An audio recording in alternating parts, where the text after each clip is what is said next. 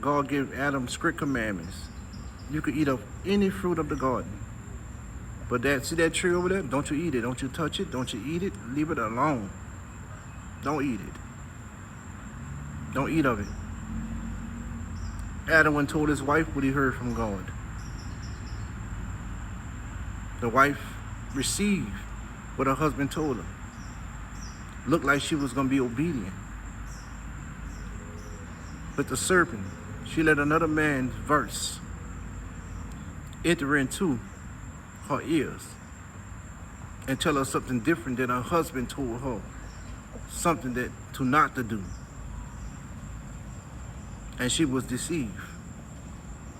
And she ate of the fruit. She touched it, grabbed it, and ate it, and thought it was good in her eyesight to bring home to her husband. And when she got to her husband knew what God had said, and her husband knew what kind of fruit was in her hands. But he still took the fruit out of his wife's hands and ate it. And the Bible said God opened their eyes. God never opened Eve's eyes when she ate of it. God opened the eyes of Adam when they ate it together. Why did God do that? Before I tell you why God did that, let me tell you that when God came walking through the cool of the day, and he was calling out to Adam, and Adam was hiding because they was naked. What did Adam do when God finally got to them? He said, that woman that you give me, he blamed it all on that woman.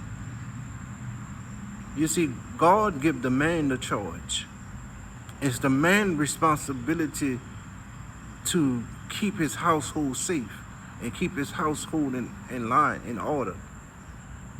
And when I say that, I don't say that keep that in order by abuse or any such thing like that. No, the man must follow the commandment of the Lord. Because 9 out of 10, the Lord will give the husband the commandment to how to take care of his family. If the man decides to allow God to become the head of his household. Adam had released that. Adam had given that up when he decided to follow his wife's advice and not God's commandment to him. He surrendered that. The enemy, that serpent, could have led them to any other tree that could have kept them alive until this day. But he wanted them to be destroyed. That's why the Bible said the enemy comes to kill, steal, and to destroy. But what the enemy did not know, by man surrendering their authority and surrendering their dominion on this earth, he didn't know that a lamb was already slain. And this lamb was slain way before the foundation of the world. He didn't know that God already knew what Adam and Eve was going to do.